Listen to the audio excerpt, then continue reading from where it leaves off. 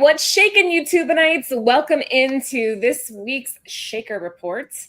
Marty is very literally gone fishing, so he's not going to be here with us this week, but I got Gabe, I got Chris, so I'm set.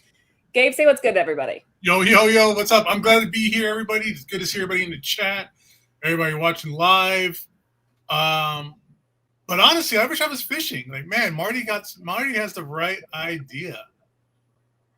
I wish Marty all the best. I hope he brings in a whopper. I hope he has a good time out there fishing.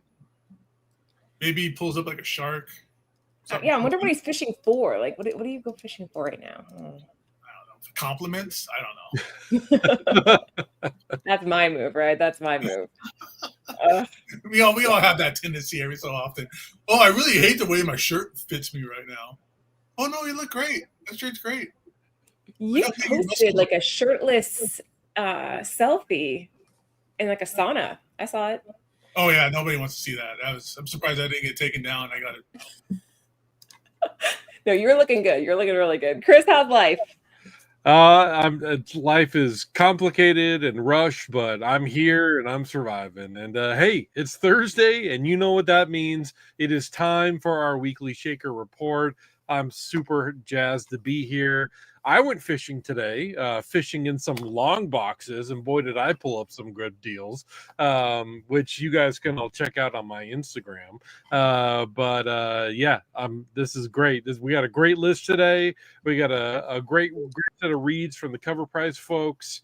Hey, I love this show, and I love being here, and I'm home. It feels like I'm home. Yeah, and we're gonna have a good time. It's a fun list this week too. It's a really fun list.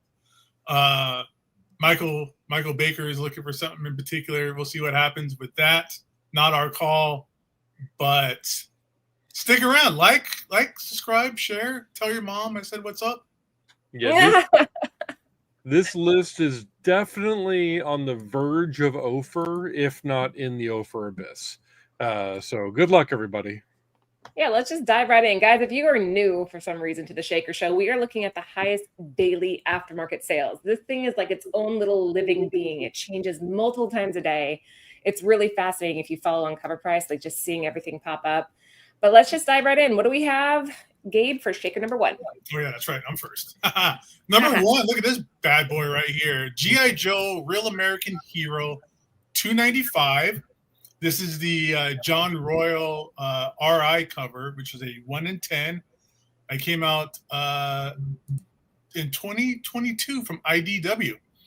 G.I. Joe number 295 was the 4th part of a storyline where Dr. Venom had created an artificial intelligence, which the Joes and Cobra were forced to team up to fight and destroy. Get a little close to home there in real life. But really, no one is paying big bucks for the story of this issue. If you haven't been following the Shakers report, there have been premiums paid for retailer incentive issues for some of the IDW series. Such titles, keep these in mind, everybody. Keep a lookout for G.I. Joe incentives, Godzilla, Sonic the Hedgehog, Ninja Turtles, and the X-Files. These variant covers are designated as RE or RI, and some have become collectible and scarce over the years. In particular is this RI cover for G.I. Joe number 295, featuring a Baroness dressed in winter gear by John Royle. It sold for $350, graded in a 9.8 condition this week. A raw near mint of this sold for $90 at the beginning of the month. So this is not a cheap issue to come by. IDW typically has several variants for each of its issues, so it's often difficult to determine which issues will become more collectible in the future. But it's worth keeping your eyes peeled when searching those long boxes. Keep an eye out for RI or RE on the covers. And Gabe, check this out. We've got a super chat. Thank you so much, Patel.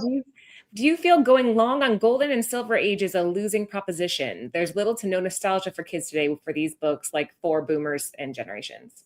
What do you think, Gabe? Okay. I think gold and silver comics, the same as gold and silver like metal, is always going to be in high demand, one way or the other.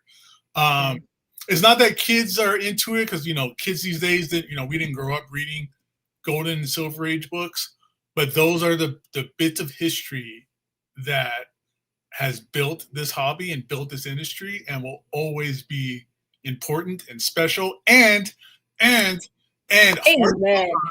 always hard to come by and hard to find in good condition, because the older they get, it's paper. It's going to deteriorate.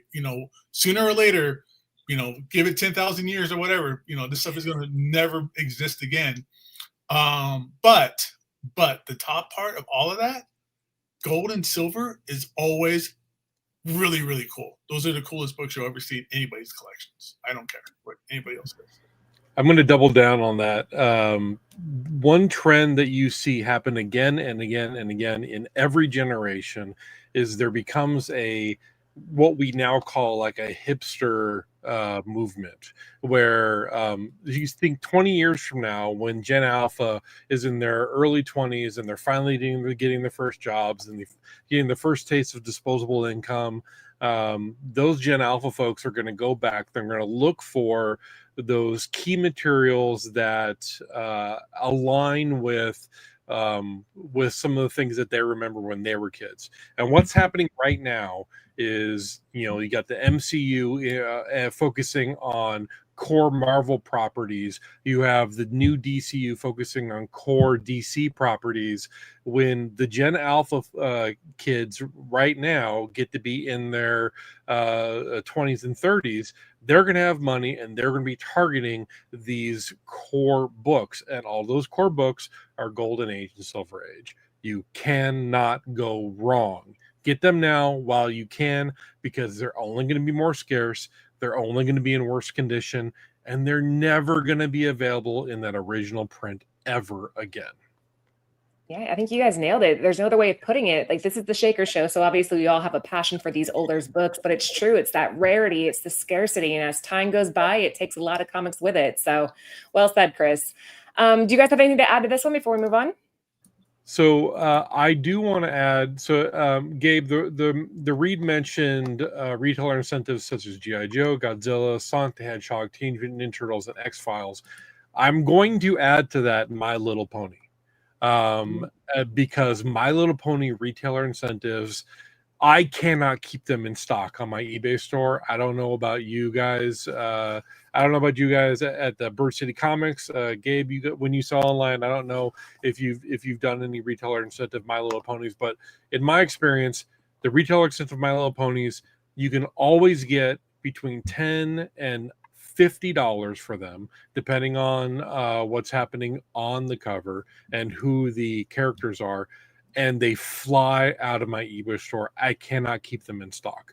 So I would add My Little Pony to those retailer incentives. If it's an IDW book and it's a franchise, then that's the stuff that's the stuff you want to kind of find and look for, especially like RIs. You can add Ghostbusters to that list. Any of that stuff that like IDW was putting out within the last 15, 20 years or so, when it was all just licensed franchises they were doing. That's the stuff that's always on. Because the thing is, G.I. Joe, I think we said it here before, it's very much like Spawn, is very much like Savage Dragon. These books were all ordered for people that had pull lists. So these all went into somebody's collection to never be seen again. They're all sitting in lock boxes in somebody's closet or somebody's garage or something like that. They don't come up very often. So that goes across the board to all the franchise stuff that IDW was doing. Well, there you go, guys. 100%. Add all that together. It makes perfect sense why our first shaker of the day is G.I. Joe, a Real American Hero, number 295. John Royle, retailer incentive 1 in 10 from IDW back in 2022, with a 9.8 coming in at an impressive 350.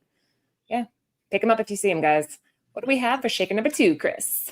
Shaker number 2, we have iZombie number 1. This is the Darren Cooke variant, 1 of 10 by DC Comics in 2010. Darren Cooke had an illustrious career as a graphic designer, animator, and creator. Cooke's career in the comic industry began in 1985 when he published his first work that appeared in the pages of Talent Showcase number 19. Cooke soon left comics to work in the medium of animation, where he collaborated with Paul Dini and Bruce Timm on various DC animated projects. Cooke returned to comics in 1999 and would go on to become one of the most sought-after creators in the industry. Since 1999, Cooke has also built up a large following of collectors who picked up his covers. Many of these covers found success in the aftermarket as available copies dwindled. Covers such as Starfire number 3, It Girl number 2, Before Watchman Silk Spectre number 4, and Invincible Returns have all become very collectible and have grown in price over the years. Another Cooke variant belongs on this list as well, as his 1 in 10 variant for iZombie set an all-time new high this last week. On September 22nd, a graded CGC 9.8 sold for $283, up from the previous high of $250. Okay, yeah, I was just reading an interview with Darwyn Cooke. He said he started drawing when he was 5 years old and just never really stopped. So it's kind of incredible to see that come full circle. Rest in peace, Darwyn Cooke. Gone way too soon. Way too soon. But like what Chris was saying, he was working with with DC Animation. He did the really awesome, fantastic intro for Beyond Batman Beyond, which is like one of the coolest intros. He had a hand in that. I mean, stuff like, I'm trying to look at my collection here. He's done so many fantastic works. New Frontier is what I was thinking of. DC Comics New Frontier is like the pinnacle and tip peak of Darwyn Cooke's work. So something for everybody to pick up and take a look at. You want to check out his New Frontier work for sure. Yeah, Batman Beyond was a seriously underrated and TV show and comic, for that matter. One of the best alternate / future takes of Batman, in my personal opinion. Darwyn Cooke, I like his artwork a lot. I agree. Way too soon. And I mean, his artwork is pretty distinct. So if you're digging in long boxes and you see anything of his work on the cover, go ahead and grab it. It's going to look like Dexter's Lab. That's the biggest hint right there. If you see something that looks like Dexter's Lab or what was the Samurai one? Samurai Jack. If it looks like them, then take a look. It's probably a Darwyn Cooke. Another super chat. Patel, we appreciate those super chats. Wow, that's don't nice. Have to give us money to get us to answer your questions. Yes, you do. Yeah, you do. You have to. That's the only way we're going to answer. Yeah. So, dealer tells me to be patient and wait for a presentable low-grade copy for a deal, but all that ever becomes available are dusters. Do you believe in unicorns? I believe that's what he's asking. Yes, these things. Look, you have these rare comics come up all the time in immaculate condition that just kind of appear out of nowhere. And you see this across all collectibles. I had a coworker come to me the other day and said, "Hey, Chris, I heard that you do a lot of reselling online. Can I ask you a few questions about Pokemon? I've got some boxes in my closet." And I said, "Sure." So we talked for a little while. Come to find out, he had 6 boxes of Neo Destiny from 1999 sitting in his closet, and they had not been touched, not opened at all. And I'm like, call Heritage Auction, get in touch with them, because you just found your retirement. That's about $500,000 in boxes that you have. Gives me chills, Chris. That gives me chills. But this kind of stuff happens. It happens all the time. And that's why you see these 1950s, 60s, and 70s comics come up and get graded in 9.8 because they just appear. So, yes, Patel, unicorns do exist in this industry. You just have to keep your eye open. You got to be patient. But if you are looking for the first appearance of Captain America or the first appearance of Captain America on the Avengers 4, and you come across one and it's like maybe a 1 or 2, the front cover's falling off, the people clipped out coupons, and you can get it for $200 because of the condition it's in, get it, because having a copy is always going to be better than not having a copy. Agreed. It's a space holder until you can upgrade your collection. Yeah. And you can always sell that, for a little bit more than what you paid and put it towards a better quality condition comic. Yeah. This doesn't go for just Silver or Golden Age comics, but in general, buy the best quality that you can afford. If you can afford a 9.8 of something, go for it. If you can only afford like a 1, go for it. If you can only afford a 0.5, whatever, go for it. Exactly like Chris said, that's always going to be somebody's trash is always somebody's treasure. I guess you could use that analogy in this situation. A low grade is going to be something it's better than no grade. Forever. Yeah, he's going to want a 1.5 because again, that's something that's the best condition they can afford. So that's always my favorite advice to give to people on collecting or looking for deals is get the best that you can afford. Don't burn yourself out. Don't hurt yourself or don't go into debt or anything crazy like that. Get what you can with what you got so far. Sell some stuff if you need to. That's my favorite thing to do. I'm sure Chris is the same way. I'm sure everybody here on this panel. Oh my gosh, he's giving us another one. I promise you don't have to super chat. We will answer your questions. I feel bad now. You've given us 3 Starbucks, okay? I know. He's getting us coffee for tomorrow. That's really, really nice, Patel. Really, really nice. As a dude who's always looked at the greatest shoot up 0.5 striking out of the club, I can tell you nobody fire. I can tell you nobody fires selling a hook one okay. lower. Hold on. I got a point to prove. All right. Oh God, what are you doing? We're getting a little derailed, guys. We'll get back on in a second here. Patel, that's very, very nice of you, though. Thank you so much for the super chats. Yeah, nobody's on fire sale. If you're looking for fire sale, I don't know if Gold and Silver Age is going to wrap up in that category. All right, Laura, can you bring up the big cameras? Sure thing. Okay, so I found this today in a dollar bin. Okay. This is a Captain Marvel 1944 envelope. Inside of it is a perforated Captain Marvel paper doll that you would fold up and turn into a paper airplane. Okay, here are the 2 pieces right here. That's so cool. This is 1944. It was in a dollar bin at a local place that's, kind of flea market, kind of bargain bin. I'm telling you, Patel, it does exist. Now, this is only worth like $40 or $50, but it's from 1944. It's in very good condition, okay? And I'm telling you, these things exist. You just got to be patient. You got to keep on digging, right? That's what Steve always said. Dig in those long boxes. Keep digging. Find, look in places that nobody else is looking.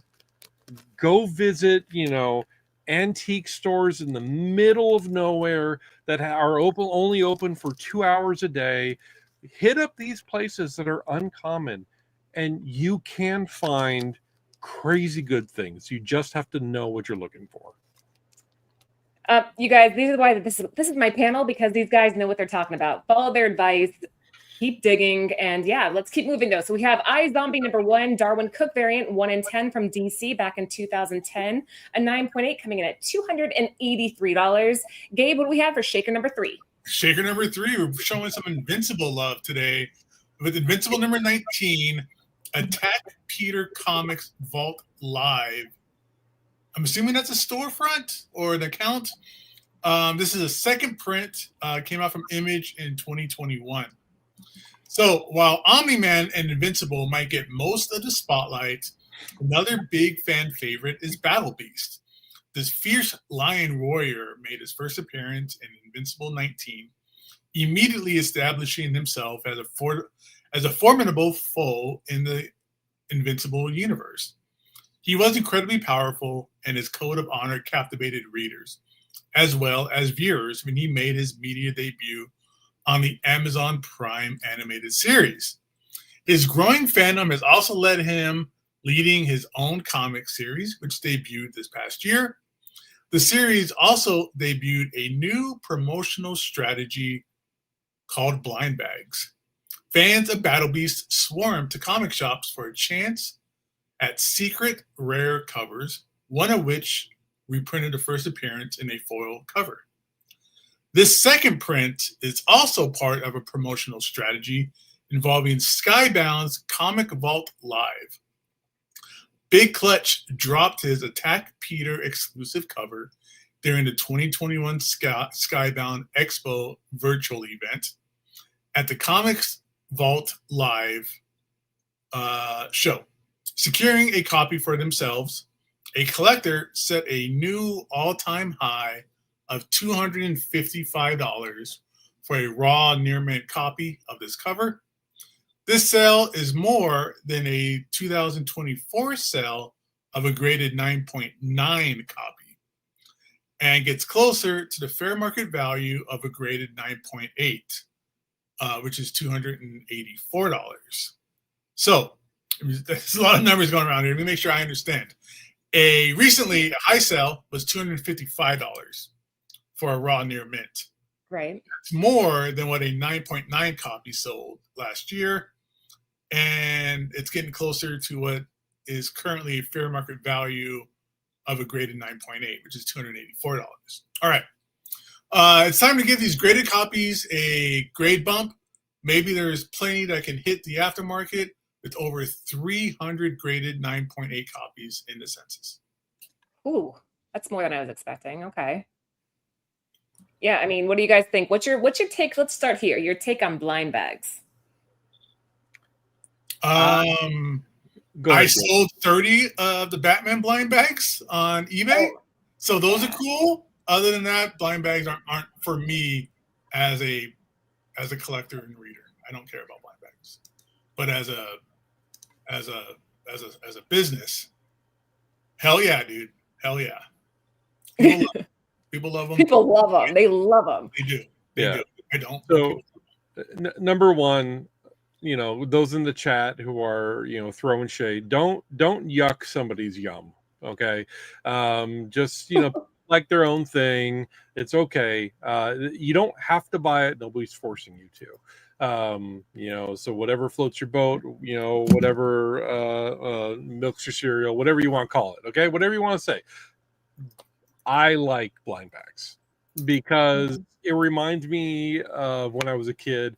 Well, I can't really say that because I still buy them. But packs of trading cards. I like opening packs of trading cards and looking for those chase cards and stuff like that. And blind bags is the same kind of thing. I get that same dopamine hit when I open it up and I see these, this cool, limited to 100 copies, gold foil, reverse rainbow edition. I don't know. I like it. I think it's fun. Everybody's got their own thing. So if you don't like it, you don't have to buy it, man. This cover's pretty cool.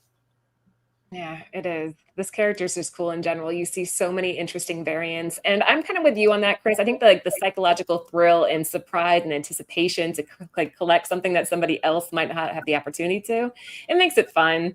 I don't know. Gives it something. I'm into that gambling stuff. I'm good. I know. I think I'm a little bit into the gambling stuff. I'm like, let's see what I get, and yeah, I see the appeal. All right, so that was especially in today's age where you have live eBay and whatnot, because you get to do it with a crowd, and you get to hype it up, and and you have people that you get to know. It's fun. It's so fun. It's fun. I like it.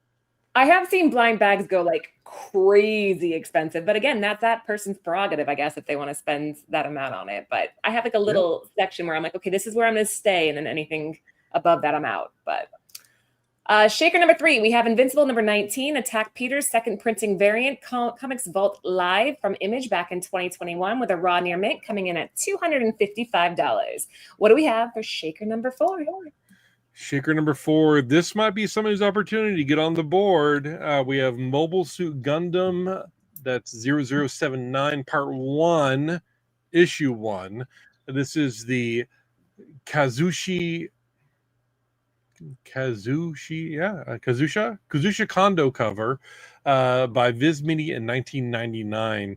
While Gundam Wing may have been fondly remembered as the introduction for many, as when it comes to that intellectual property, the Gundam franchise.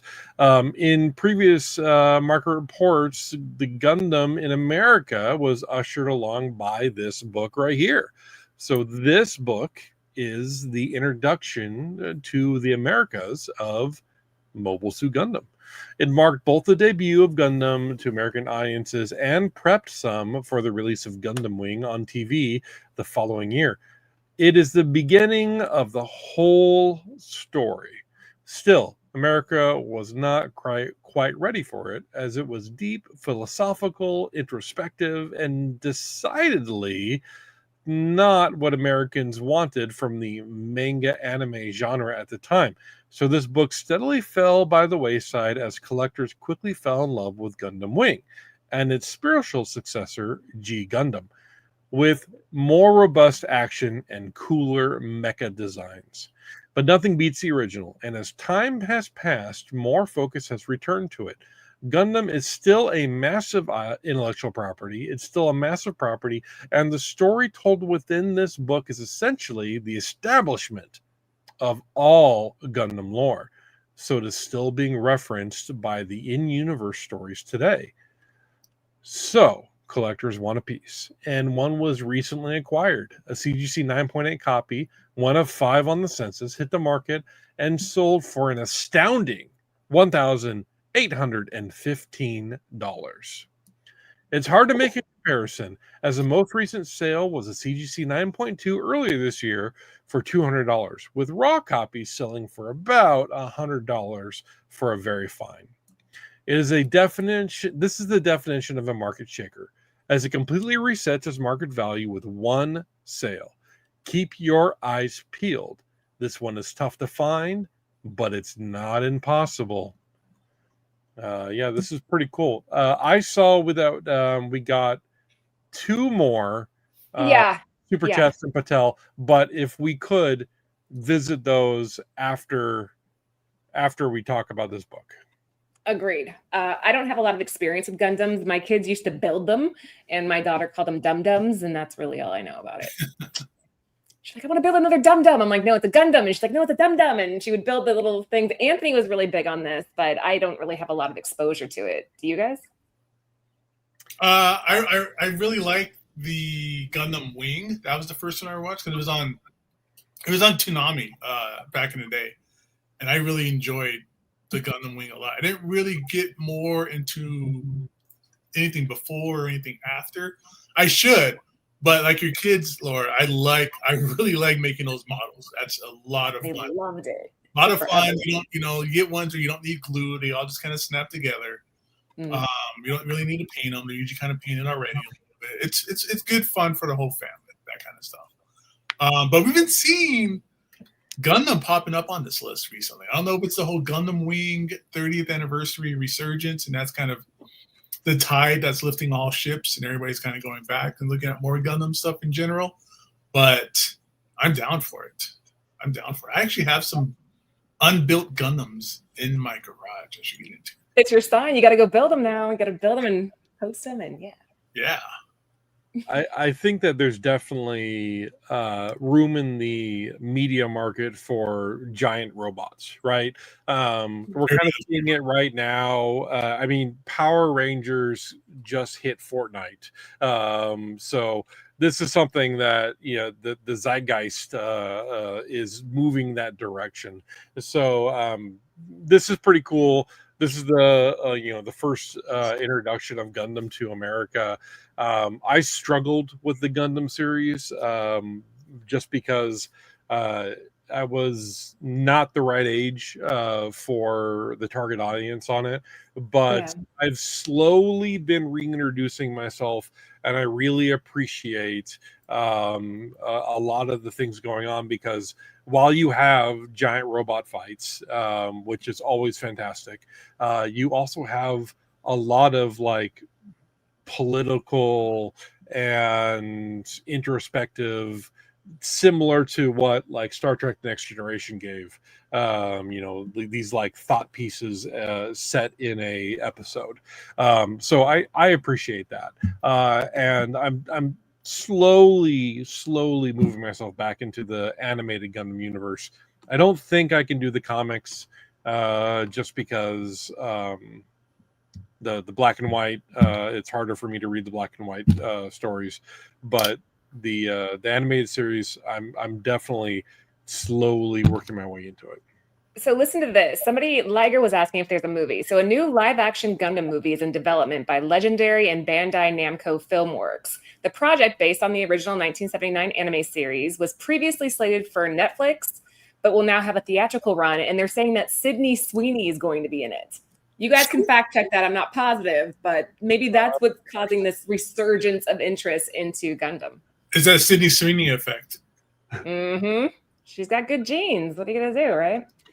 All right, shaker number 4, Mobile Suit Gundam 0079 Part 1. This is the Kondo cover from Viz Media 1999. A 9.8 coming in at a whopping $1,815. We are halfway there, folks. There's 70 of you in the house. Make sure that you are liking and subscribing to the channel. We have shows all week long. Tons of content for you guys, so plenty to keep you busy. All right, what do we have for shaker number 5? Before we get to shaker number 5, do we want to talk about Patel? He paid for his comments, so. Okay, so 2 more paid comments, super chats from Patel. We appreciate that, Patel. It's not necessary. First comment: after 3 blunts, every 1.0 looks like a 9.8. I wouldn't know. I'm a square. And the next one is: did Peach Momoko ruin the X-Men? I am not going to yuck somebody else's yum. I personally Peach Momoko's art, and especially her take on the Demon Days and the I'm sorry, not Demon Days, the Ultimate X-Men. I like her covers there. It's a different take, and different artists bring different perspectives and have different audiences. So I don't think anybody is ruining X-Men. I think only Marvel. Only Marvel, right? Yeah, there you go. Thanks for the super chats. Not necessary. Yes, we appreciate it. So nice. All right. So following back on that, we got shaker number 5, Monsterella number 3 from Hangman Comics, 2019. Kickstarter exclusives. All right, because some Kickstarter is going on here. Kickstarter exclusives can be notoriously elusive, and Monsterella number 3 is proving it. Published by Canadian indie outfit Hangman Comics, this 44-page horror sci-fi anthology channels the pulpy charm of 1970s Vampirella magazines while delivering a modern intergalactic twist. The star is Monsterella, aka Monsterella herself, warden of a prison planet built to contain the galaxy's worst creatures. When a brutal uprising erupts, she faces an all-out monster war that threatens universal chaos. Illustrator Sun Kamunkai, celebrated for her lush, high-impact cover work, gives the book a striking visual identity that collectors can spot from across the room. Scarcity drives the frenzy. Issue number 3 was funded through a limited Kickstarter campaign, meaning there's no broad distribution, no diamond orders, and almost no chance of a warehouse find. Yeah. Recently, market action underscores that scarcity. A raw near mint copy just sold for a record $100. The highest known price for this issue in a raw format.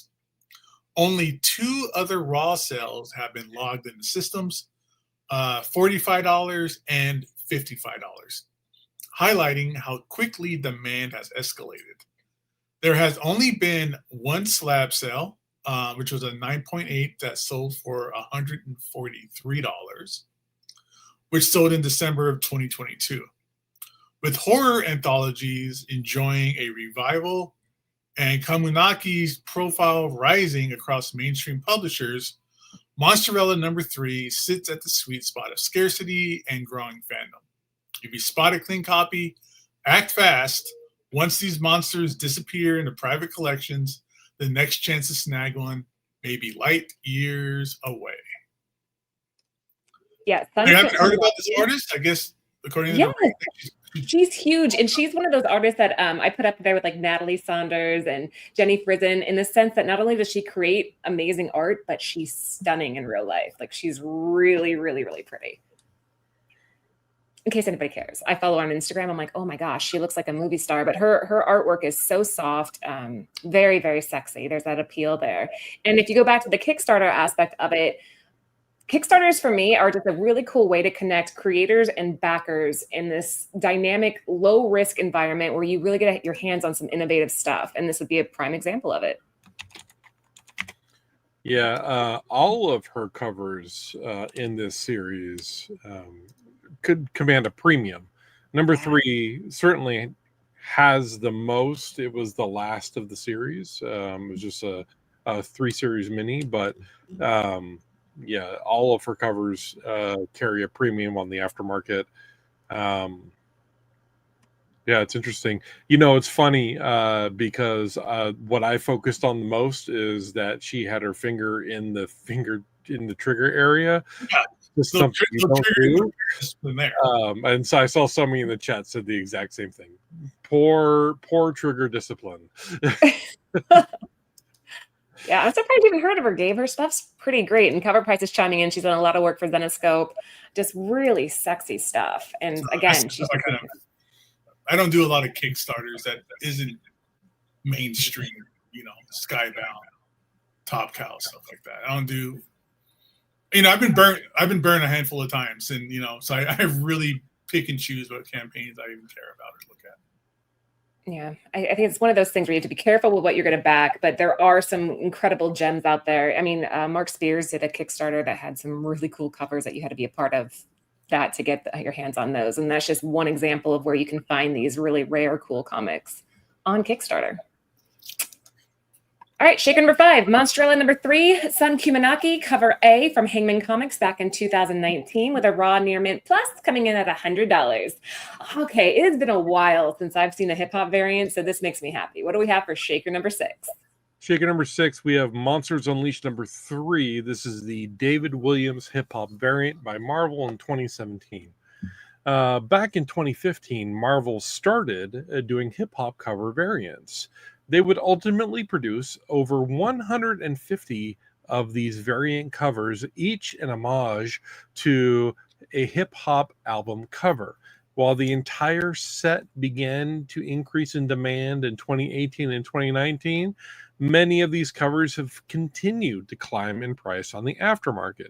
Books such as Star-Lord, Spider-Man, Monsters Unleashed, and the all-new Wolverine are standard variant books, non-ratio, that command premium prices and are highly collectible because of the hip-hop cover homage.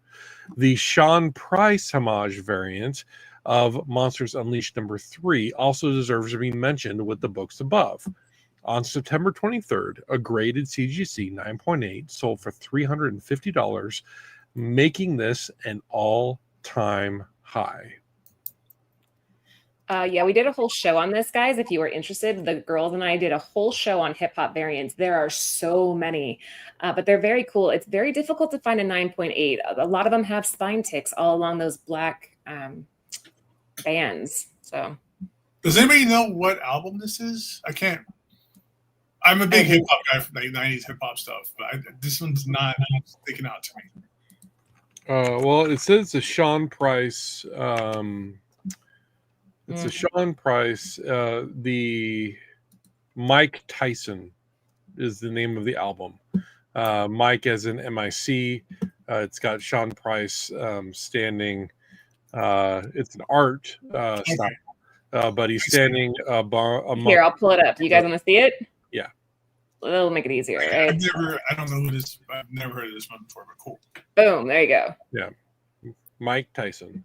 So that's the cover that it's an homage to. Good stuff. right. Yeah, if you can collect all these, good luck. There are so many, but these are just very neat. They're a fun thing that I think Marvel did. I wish DC would do something similar and bring this whole thing back. I really like homage covers. I like when they do like movie posters, right? Deadpool did a bunch. Deadpool Merc with a Mouth series. They did a bunch of movie homages that were just regular covers, right? But they were all really cool. I collect those. And so everybody's got their own thing. Hip hop covers. If I ever ran across these, I'd love to own them. Yeah, cool. But, they're just a little too expensive for me. Not all of them. Some of them you can find under $10. Like there's so many of them, and like not all of them demand a premium, but they're always just like, they make me so excited whenever I come across one. So, all right, Shaker number 6, Monsters Unleashed number 3, the David Williams hip hop variant from Marvel 2017 with a 9.8 coming in at $350. Here's one that I've always wanted, but I've never owned. What do we have for Shaker number 7? Number 7 is Sally Forth, number 8. This is Adam Hughes cover from Fantagraphics in 1995. In a vibrant fusion of sharp satire and striking female empowerment, Sally Forth emerged as a standout in 1990s indie comics. Wally Wood's strips portrayed Sally as a resourceful, dynamic adventurer, capturing the multicultural spirit of the era while embracing the 1990s pinup aesthetic. Issue number 8 features an early cover by Adam Hughes, a pivotal moment for EOS Comics that elevated the title's prominence. Fantagraphics skillfully merged Wood's storied legacy with Hughes' rising star power, appealing to both loyal readers and to new collectors. Now a cornerstone of its era, this book is highly collectible due to its limited print run, age, and now top-tier quality, fetching an all-time high sale of $2,025 for a CGC 9.8. Damn! Keep in mind that many not safe for work books like these were concealed from public view, making it less likely for their quality to be maintained. Exactly why this grade is a game changer. With this surge in price, anticipate increased attention on the 4 other 9.8s on the census if they decide to come up to the market. Whether you're a Hughes completist, a Wood devotee, or just a shaker chaser, I like that, shaker chaser. This book clearly reminds us, in comics, the real adventure is in the hunt, and Sally's forthrightly leading that charge. I've never seen one in real life. Have you guys? No.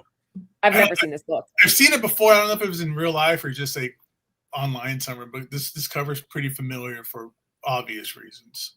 Yeah, I also feel it's definitely familiar. I want to say that we've talked about it before, I believe, but Probably, yeah. I've never seen one in real life. No. Yeah, again, this looks like a newer like Adam Hughes. I didn't realize this is like late 90s, early Adam Hughes. Like this looks a lot like kind of like his current style a little bit. So you can kind of see it kind of building up from here, I guess. It's cool. From what I understand, though, this book has a lot of color rub on it, from not just from dirt, but like the actual ink on this book. So if anybody out there has that, if you can confirm or not, but I've never seen one in real life. The girls and I did a whole show on Adam Hughes, and this is one of the ones that everybody just goes nuts over. So CovrPrice was suggesting to go digging in the adult long boxes, and maybe you'll come across one. Maybe it could happen. Wear gloves. Okay. Laura, you said this book has a lot of rub. Okay, color rub, gentlemen. Color rub. I mean, no. Okay. I didn't even mean it that way. I was thinking that, it's a white cover, and anytime you see an old white cover, it's always oh my God. Okay. I'm turning bright red, so let's keep moving. Sally Forth, number 8, Adam Hughes cover, Fantagraphics, 1995. Color rub, people. Color rub. 9.8 coming in at $2,025. We're almost there, guys. What do we have for number 8? Speaking of rub, We have True Life Romances number 18 by Star Publications in 1953. L.B. Cole. We talked about L.B. Cole a couple times on the Shaker Report. Last week, we had an L.B. Cole book up, and the week before that, I believe. L.B. Cole returns again this week with another comic book that we rarely see come up for sale, considering that he is one of the most influential Golden Age comic book artists. Amen. Genius use of primary colors set him apart from the other artists in his era. He was also a savvy businessman who started Star Publications in 1949. Star Publications offered a number of different series, including many romance-themed titles. The 23-issue True to Life Romances, which ran from 1950 to 1954, featured stories about quote-unquote real-world problems related to relationships, including lost loves, love triangles, unrequited love, etc. There was also an advice column for readers entitled Dear Miss Ashton. All of the covers in this series were drawn by Cole and are beloved by collectors. This week, we saw a CGC 6.5 for issue number 18 sell for $2,160. Considering this was only a few days earlier, a CGC 5.5 sold for $575. So that's a 1-point grade bump at a 4x price. It seems that someone was not willing to miss out on a higher graded copy. Wow, look at that. We were just talking about this, Chris. Like, it's a good investment to find that gold, gobble it up. That's right. When I look at this comic, I'm going to see if I can find the census information for this while we're talking about it. But all right, Gabe, what do you think while he's looking that up? I mean, it's beautiful work. I mean, this is the kind of stuff that was very forgotten for a long, long time, these romance comics. And it's cool to see that stuff starting to get its shine again. Things like this, Millie the Model, like we've had like romance books on here before. Very similar, and we'll talk about it shortly. Early 1950s, like horror crime books that for the longest time nobody really cared about until like the last 10 years. And it started getting really popular. And I think that the romance novels are coming up that way as well. Yeah, I agree. Also on this cover, look at that big ass seagull. That thing's way too close for comfort. That would freak me out, man. Okay, on the census, there are only 15 copies on the census, and only one 8.0. That's the highest grade, is an 8.0. So the 6.5, this one that just recently sold, is the third highest grade that's on the census. These are the kind of things that you look for, folks. If you're looking at Golden Age comics and it's graded, pull up the CGC census, take a look at how many exist. If you are looking at a low population, then that's where you want to focus. And if you are looking at maybe one of the 5 best conditions that are known on the market, that's definitely something you want to look at. It does not surprise me at all that this sold for over $2,000. Not for a 1-point bump, 4 times the price. Yeah, absolutely. And I'd be willing to bet dollars of donuts that a 7.5 would probably land in the $5,000 range. Maybe even higher if you continue with the streak that the first one did. Yeah.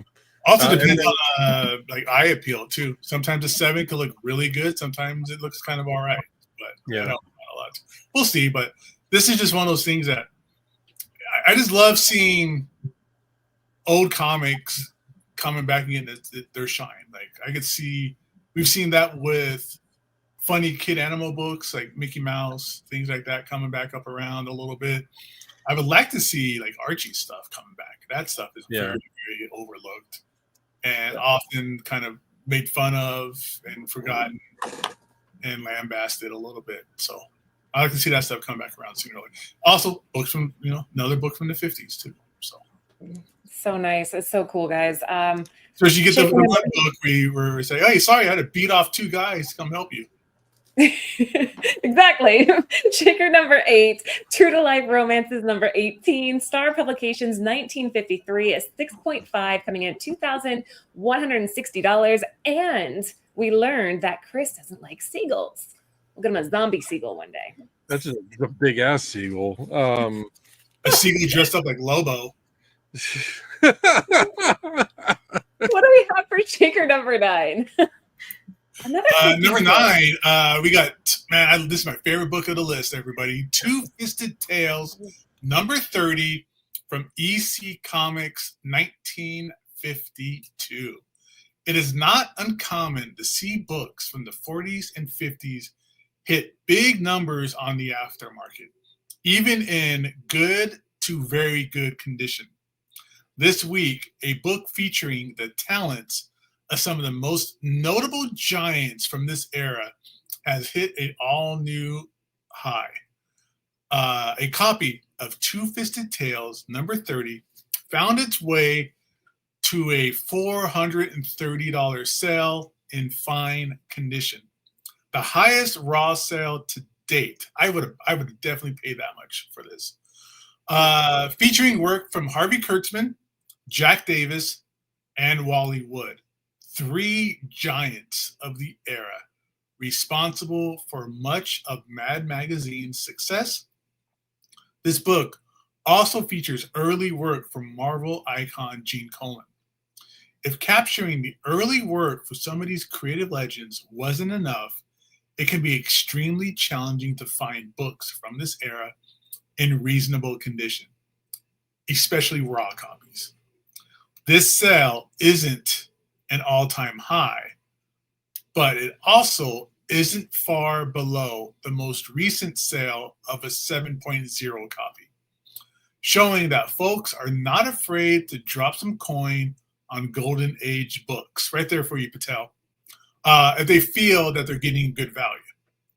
While war books can be a little volatile as far as sales numbers, there's no denying the classic look of this cover by Jack Davis, especially the cool coloring work, even if some may find it a little violent. Seeing this go for a substantial number should surprise nobody, but it should certainly be considered a win for the lucky buyer. God, I'm jealous of that guy that bought this. This is so cool. Yeah. I would be surprised that people, also something you don't see on comic books anymore, cigarettes. Yeah. This is what a beautiful cover. I mean, just such effective use of light and story all at the same time. If you guys can't read it on the screen because you're watching this on your phone, the guy in the front is yelling "Shots from the hill, douse that light," because it's exposing their position, and you can see the guy in the back getting taken out. So this is really impactful. I've always loved these old war books, old romance books, old war books. Those are the kind of things that I pick up. I also really like picking up old Archies, kind of talking about the last thing that we just talked about. And I don't care if they're worth anything or not. I just like them. I like them. And they're just not coming back. We're never going to see this again. This cover is unique, and especially when you talk about the giants that were involved in this book, like you mentioned, Wally Wood, Jack Davis, Kurtzman, my goodness. 10-cent cover too? 10-cent cover, yeah. Love it. Yeah, Tebow always did like it when the books had word bubbles on the covers. That was something that he would look for and collect. Patel raises an interesting question, though. I want to go back to that real quick. So he's saying, can you tell me that any teen today would want this book in 20 years? So I'm thinking about my teens. I got an 18 and a 15-year-old. And I would say this. The older one, Ellie, appreciates that comic collecting is art collecting. And she really likes the art. So I could see her trying to track down older books in 20 years. It's possible. My younger one wouldn't give two shits. But my older one, yes. I think that there is still that desire to have a piece of something that you didn't necessarily belong to, but you wish you had. I would agree. I would also say that in 20 years, this thing's going to be almost 100 years old. gosh. And it doesn't matter if kids are looking for it, because I mean, in 20 years, I'll be retired and looking to, put some nice art on my walls. And I'm not going to go buy a Picasso. I'm not going to go buy a Rembrandt. I'm going to buy some old ass comics and get them framed and matted. Yeah. And this is the kind of thing that I'm going to be looking for. So, I mean, there you go. You gotta buy what you love. That's one thing that TiVo always used to say and drive home. Is it just buy what you love? I think that these are really cool, and clearly the market agrees. A fine copy, which means that it's probably a 6.5 to a 7 for $430 for something that's already pushing 75 to 80 years. Yeah, definitely on board. Interesting conversation for sure. I mean, there are dynamics that are changing with modern readers and modern collectors, but I don't see how these older books could really drop. I think that they'll still hold their value. I'm with the guys on this.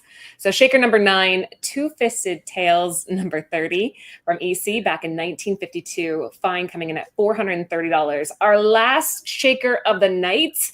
What do we have for Shaker number 10? Shaker number 10, we have the Wonder Woman number 50, 2016 Wondercon movie photo variant featuring the gorgeous Gal Gadot. DC Comics from 2016. In 2016, DC Comics was experiencing a rebirth in comics and at the box office. Riding high on the success of the New 52 reboot, buzz was also building for the subpar Batman v Superman film, which would not only introduce a new Batman, but also for the very first time, Wonder Woman. Portrayed by Gal Gadot, the Amazonian warrior became a breakout star for a new generation of fans, leading to 2 standalone films. The first, in my opinion, was pretty good. The second needs some work.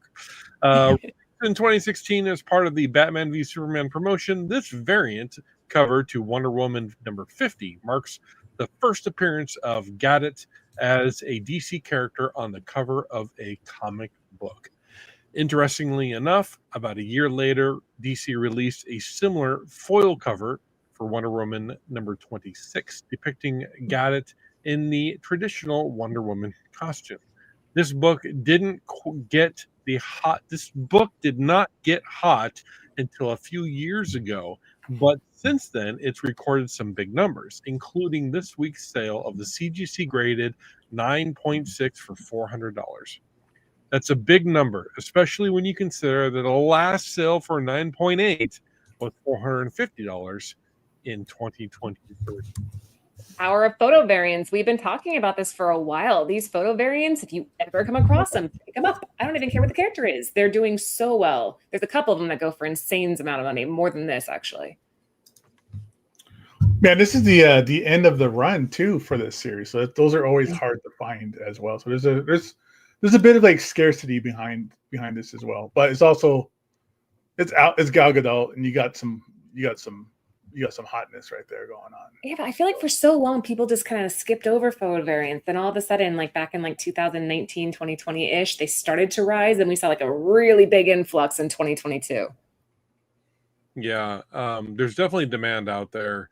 I know that Gal Gadot is a little bit of a controversial figure right now. But if you just, if you leave the politics out of it, she's gorgeous. I think she's a great actress. I love her take on Wonder Woman. I feel that her performance is fantastic, and I really appreciate it. Sorry, I had to blow my nose. I'm suffering from a cold.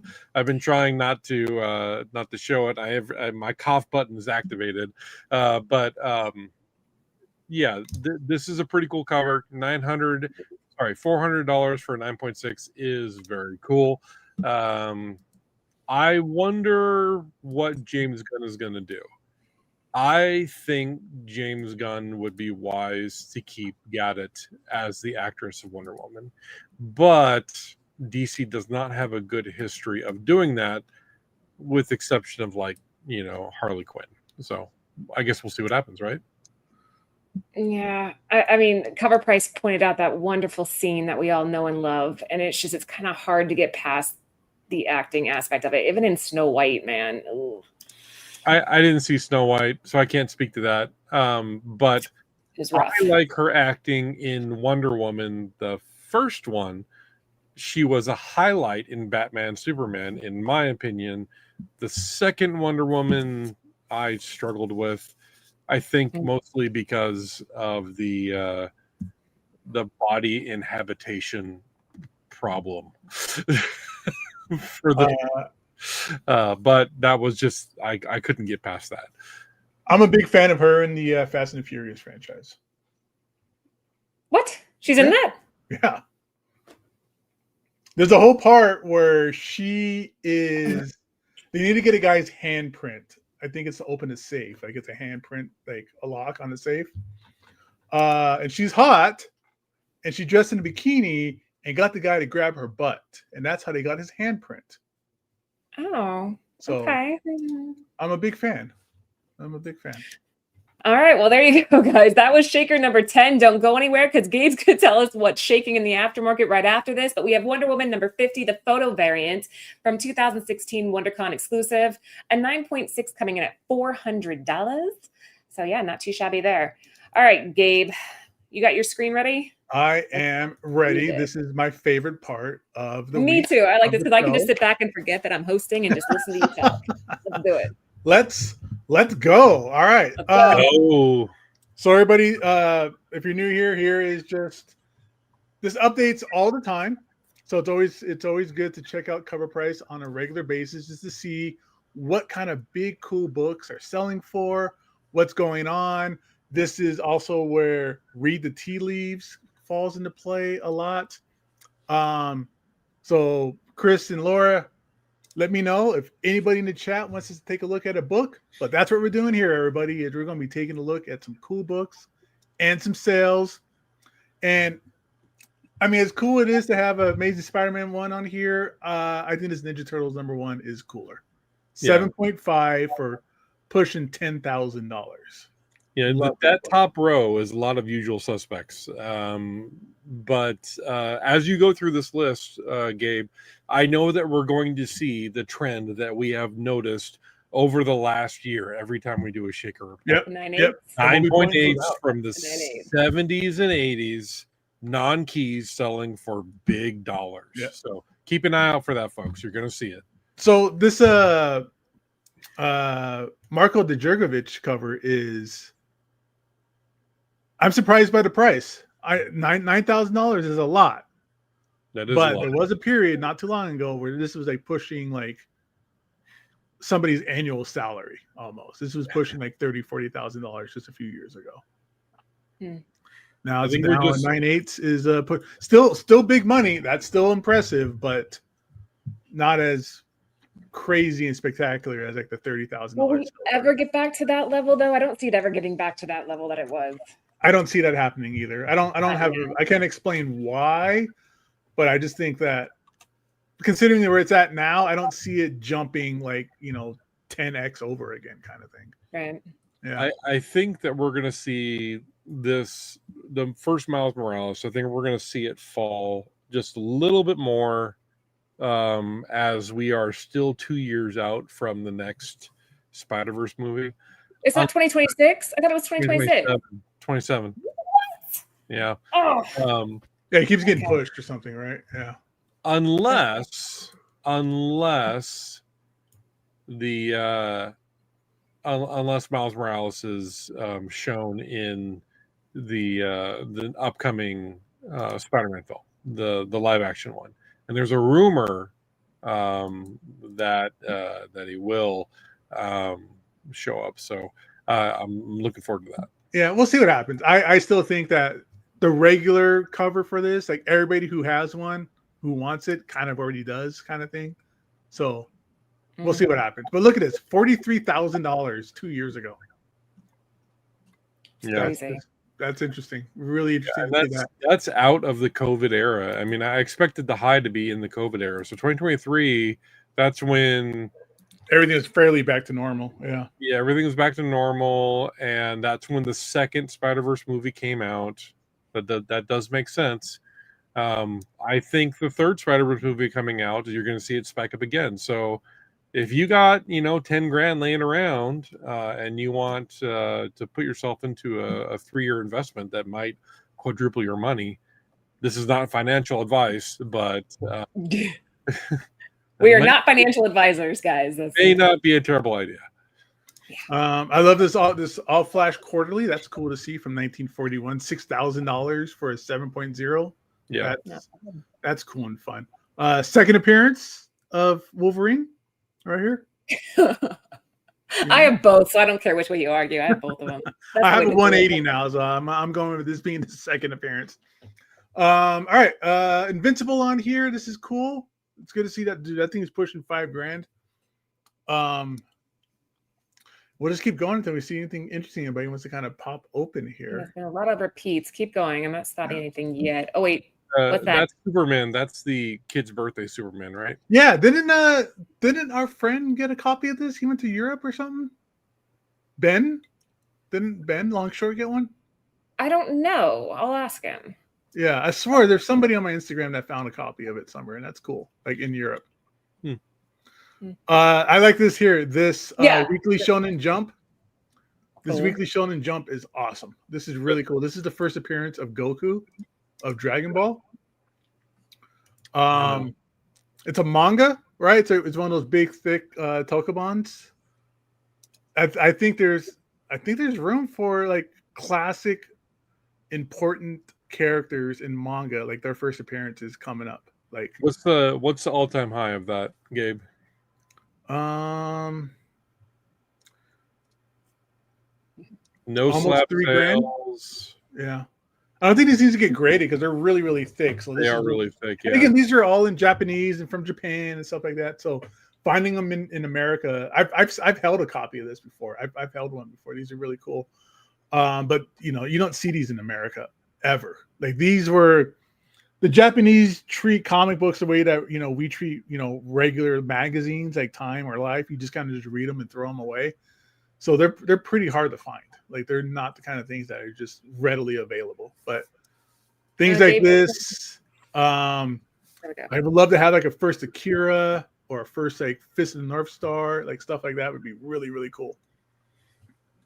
Yeah, absolutely. A good place to keep an eye out for these is near military bases, because a lot of, especially Air Force bases, a lot of people will spent the 80s and 90s over in Japan, and then they back to the States, and some of them sold their collections.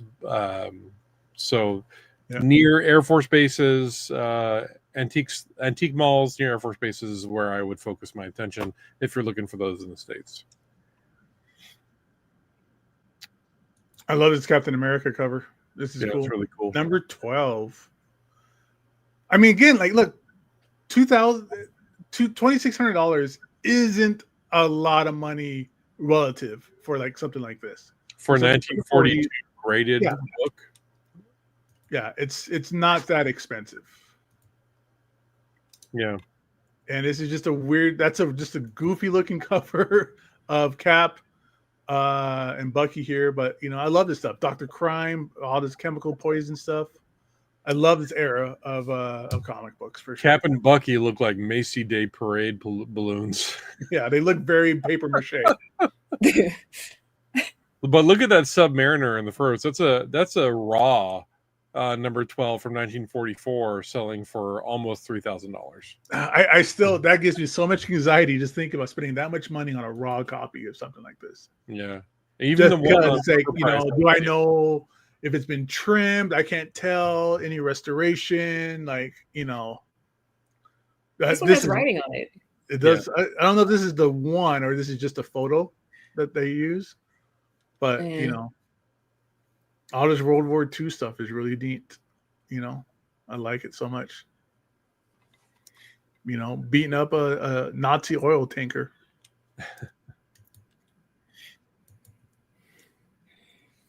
All right. There's Sally Forth we were talking about earlier. Look at that Dark Horse Aliens. That's going to be the first introduction of aliens in comics. The xenomorphs. Excuse me. Probably because the show's out right now. Everybody's going nuts over that show. Yeah. I run across old alien comics all the time, and I usually grab them. Yeah. Dark Horse did a lot. They really pumped out a lot of Aliens and Predator stuff when they had the licenses. But I mean, this is like almost. This has got to be like 85% black cover. Yeah, that's what I'm saying. This is a tick magnet. I can't imagine getting this thing not beat to hell.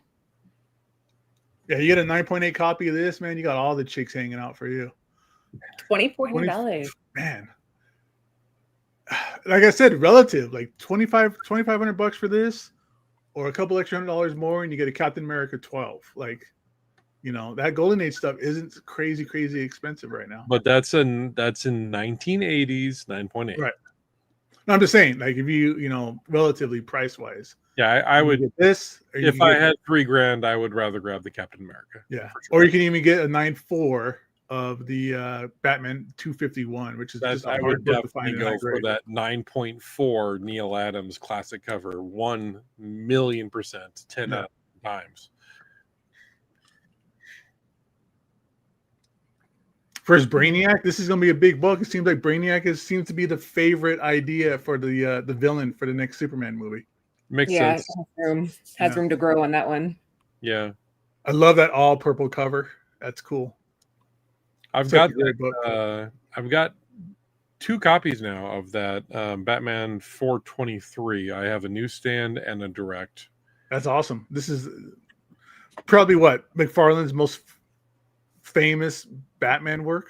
Yeah, I agree. Here's the first appearance of Wolverine here. 9.2, $1,600.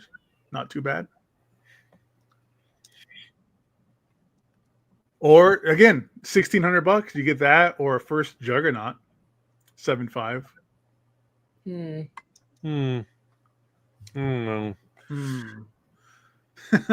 I'd rather get a first Wolverine. I would too. Yeah, absolutely. Yeah. Man, I love this Batman cover of him fighting the Knight. It's ridiculous. What's he doing fighting the Knight like this? This is crazy. I love it. That's why I like these books, though. They're kind of the Golden Age stuff is like just silly and fun, and I don't know. Yeah. You know, there's probably some kind of like, I don't know, time occurrence happened, and they got, you know, sent back to Arthurian times or something. It's probably awesome. I love this. Yeah, you had the Dark Knight versus the Black Knight. There you go. There you go. New Gods, man. This Jack Kirby Fourth World stuff, I'm loving it. For $1,500 for a 9.8 for New Gods #1. This is going to be. We know that they're doing a Mr. Miracle show for the DCU, and this New God stuff, this Fourth World stuff, is really underappreciated. Really underappreciated. I agree. What's this New England Comics newsletter? Oh, that is so cool. Just hover over the blue key. It'll tell you what it is. First appearance of the Tick? Oh, man. Oh, man. No, never would have guessed that. I am getting moist. I love the Tick. And look at that. That's an homage to the Marvel the cover, the border. Yeah, if you don't have this, your border collection's incomplete, everybody. Good luck. So this is the newsletter. So this is okay. I remember hearing about this before, the first appearance of the Tick. That's crazy. This is just kind of the New England, like, it's just like a catalog kind of thing. That's cool. That is cool. That is awesome. What's $1,200? Raw? Ugh. Again, that gives me anxiety just contemplating that idea. Spoon! Not in the face. Not in the face. That was Arthur's battle cry. X-23, NYX #3, $1,000 for a 9.8. This is still this has always been about $1,000 book in a 9.8, right? It hasn't really gone up too much more past 1,000. Yeah. Or unless I'm ridiculous and it's like, oh, okay, 2,222 back in the COVID era. Yeah. Although, in my personal opinion, I like the cover for number 2 more. I understand this is the introduction, but Number 2 or her second appearance? sorry, her number 4. Yeah, I like her on the bed. Yeah. Yeah, that's pretty cool. Feet.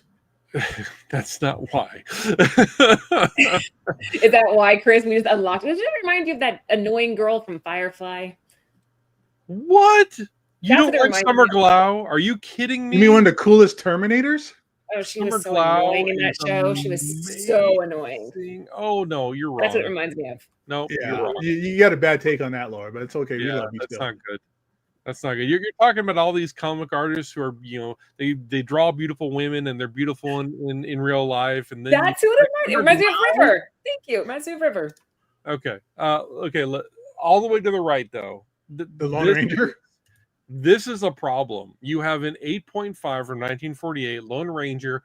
I know it's not a key, but it's a 1940s copy of one of the biggest intellectual property names that might be underutilized in today's day and age. Lone Ranger. This is a milestone in how spaghetti westerns were done, right? Yeah, this is Americana for sure. And it's $1,000. $1,000. It's crazy. It's crazy. 14,000 for a 9.8. Yeah. Yeah. Wow. That's where it should be in my You mind. would think. Yeah. Your raw copy selling for a couple $100. I would pick this up for a couple $100. Absolutely. Wow. Yeah, I like this old stuff too, like this old Dell stuff, like this. Dick Tracy's not Dell, but I like that old Dick Tracy stuff too. Like, again, this is Americana. Like, this is the stuff like our parents or grandparents grew up on. The Lone Ranger and Tonto. Yep. Yeah. Mickey Mouse Club. Howdy Doody. I watched the Dick Van Dyke Show the other day. Oh yeah, did he trip over the ottoman? No, it was the only episode 1 where like his wife dyes her hair blonde. It was interesting to watch though. Like the dynamic of how those marriages were back then was just really interesting. Yeah, no, I love Lucy's that way too, where they sleep in separate beds and stuff. Yeah, they had separate beds too. Yeah. Yep.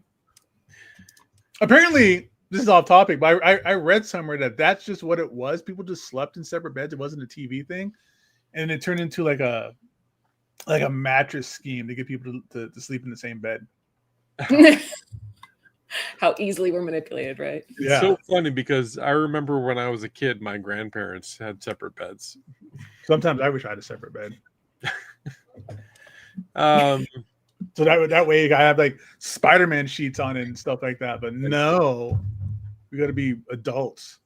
Why is Dazzler back on here? Are people starting to buzz up? Somebody mentioned Taylor Swift again. No, that whole rumor needs to die. Keep going. I like that. that Detective Comics number 211. Yeah, that one's great. Again, dude, this Platinum Spider-Man number 1 is as a ghost. I've never seen one in person, I think. Yeah. So what's that? What's the first appearance in that Clone Wars? Hover over the key. Bo-Katan and the Darksaber. That's pretty interesting. Is that much money now? Still? Wow, cool. Oh no, is that because of the Mandalorian Goku movie? I don't know. Is that going to be a movie now? Yeah, they just came out with the trailer for Mandalorian and Grogu. I'll have to check it out. This Valiant Unity Platinum Edition for $1,000. As a raw, my goodness. Yeah. Wow. That should have been on the Shakers list. That's interesting. I want to know more about that. That's crazy. Yeah, that is an odd one. Yeah. DC Comics presents. I need to get a copy of this. I really want a copy of this. First appearance of Teen Titans. Yeah, 9.8 selling for $810 for 19. That's not crazy. But man, DC stuff is just under the radar. Like it's under the radar right now. I feel like. And those next were one's great too. I like 27. First appearance A of nine- Mongo. A 9.8 is really impressive because those DC Comic Presents were square bounds. Yeah, they get those splits easily if you open them up too much. Yeah.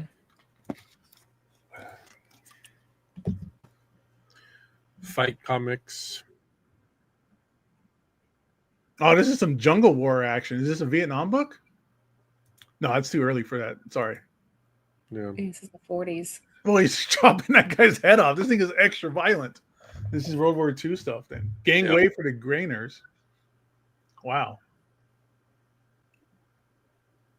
Again, how do these things survive? I mean, I don't know, man. That's just the so interesting part. Well, that's a 2.0 that sold for $900. Yeah. But even a 2.0, like, wow. That's cool. Savage Sword of Conan #1 is cool. First black suit. Yeah. Yep. We see that one a lot, though. My Somebody's going favorite. to That's a Cover very, all the way to the right there, 141. classic cover. Mm-hmm. My favorite cover for the X-Men. Then there's my favorite Batman cover right there, Neil Adams one. The 227, yeah. Yeah, it's It's beautiful. a great homage, yeah. Someday I will have it. Well, Some- $690 to get you a 6.5, my friend. Yeah. I'm not that style. We were talking about Batman Beyond. This Batman #1, Batman Beyond #1, $700 for a 9.8. Yeah. My daughter has that hanging on her dorm. Not that book, but a poster of that book hanging on her dorm. That's awesome. Yeah. I have a newsstand of this.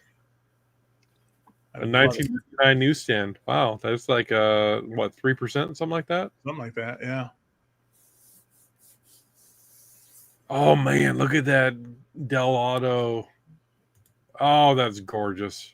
That is so cool. It's like one of the most sinister looking Spider-Mans. Yeah. Anything Delato I like, though. What's the He's key there. just a high ratio, 1 in 200. Well, there's a key. What's the key for? But it's cool. For 800? Is this like the first like Red Goblin? You can hover over the key or scroll down, either They won't one. let me do it here. First full appearance of Norman Osborn as Oh, Goblin Child? and Death of Flash Thompson. Weird key. How did that pop up?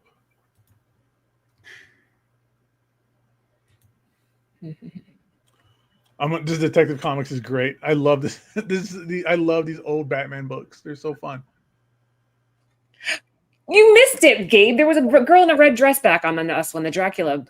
Oh, okay. We'll go right back then. Yeah, I want to see it. I want to see how much it costs. Look at. I just like this. Look, they got the spotlights on them, and they got like this massive machine gun. And then this has a tape pull on it too, which is always interesting. Yeah. Yeah, there you go. The Dracula. Blonde in a red dress. Yeah, All the way all over right. The Tomb of Dracula. First blade. How much is it going for? I can't read. I think I'm gonna have to get glasses here soon. $552 for a CGC 6.5. It's not Hey, terrible. there's a first Scarecrow. I have that one. It's on the shaker list. That's awesome. What's the I just want to take a look at the pricing of this okay. First appearance of blade. Blade. Like, is it dropping? 3% drop or A 0.3%? little bit. You gotta adjust for those COVID prices. Yeah, they don't count anymore. But there's an August one that sold for 12,000. Yeah, that's a 9.8 though. Yeah. Wow. But I mean, look, a 9 for 15, 12 for an 8.5. I'd be okay with a 7. Yeah. 7 would be fine. So I For picked up that Scarecrow? There you go. Scarecrow. I picked that up for $100 about a month ago. What's it going for raw in like in 6 or 7? Let's see.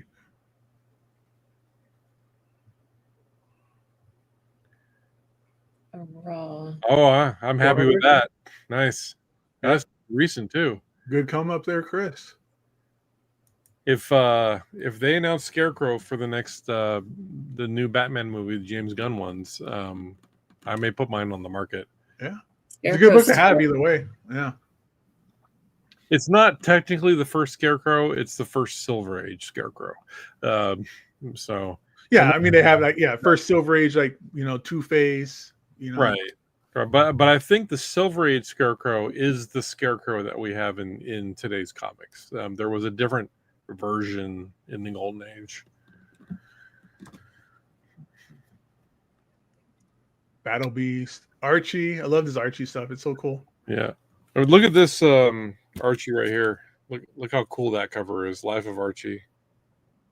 That green? I like that. Yeah. Very slimy. Yeah, I like it. There's first Deathstroke right there. New Teen Titans #2. Man, $500 for 9.8. Wow. Really? Wow. Yeah. I gotta put mine up for sale because I've got one and it's probably like a 9.4.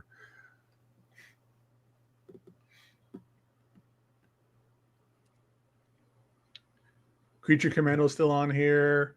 Here's a blonde in a red dress for you. Nice. A little polka dot red dress too. That's cute. Oh, I love it. What does it say? I love the action of this cover. Fire Hair, Queen Hair. of the Golden West, Tiger Man, Terror of the Underworld, Werewolf Hunter, Tales of the Supernatural, and many more. Oh, that's awesome. That's very, very cool. 10-cent cover. Did you guys see the new Gen V? What? The show? Did you see the new Gen V show? The No. Okay. All right. Some Never mind. of the names on that cover reminded me of the Bushmaster, which is hilarious if you've seen the episode. So, all right, and that's nice, the nice shaker list. So, folks, this is updated multiple times a day. If you are a subscriber to Cover Price, you can see what's shaking because they update that based off of raw sale data coming from the eBay platform. And if you're not a Cover Price subscriber, you can get a free trial. And after your free trial, it costs about $6 a month, which is not bad considering that you can collect, you can track your entire collection in that baby. I have about 10,000 comics in my Cover Price catalog, and I track it daily. I love it. Good stuff. Yeah, really good stuff. Well, guys, that's awesome. Go just ahead, like Planet Arizona is saying, there's some Teen Titan stuff on there. Teen Titan stuff. Read some tea leaves. Connect some dots. All right. Who knows? Before we go, though, you guys have to be following Chris at Dr. Yo-Yo. Follow Gabe at Ninja Comic Books. Do either of you have anything that you want to plug? Any sales coming up? Any events coming up? No, I'm good right now. I'm buying. So hit me up if you're selling. On my eBay store, I have a buy two get one. On all comics, I almost always accept offers of 15% off. So if you want to get some good comics, now's the time to get it from me. That sale ends on the 30th. And if there is a shutdown at the end of this month, that means that my days open up, and I'll probably be doing a lot of Whatnot sales. So that's how I'll be passing my time during the day, is doing Whatnot sales, selling comics on Whatnot. And if you follow me on Instagram, you can find links to my eBay store and my Whatnot, and I will announce there if I'm going to do more sales. But by all means, let me know you're a watcher of the show, and I'll throw in some extras for you. I'll give you a bigger discount. I do that too. When people are like, "Oh, I want you on Cover Price," I'm like, "Okay, you got something for free." That's right. That's right. I give you some good stuff. I mean, I give everybody free comics when they buy comics from me. There's always one extra comic in there. But for the Cover Price folks, I always include a couple extra. Sometimes I throw in a yo-yo. Nice. Ooh, even better. All right, you guys, thank you so much for tuning in. We will be back next Thursday, so make sure you are following, like, subscribe, comment after the show's over. Tell us what your favorite one was, something to that effect, because it helps the algorithm. Until then, stay safe. Keep digging in those long boxes. Peace out.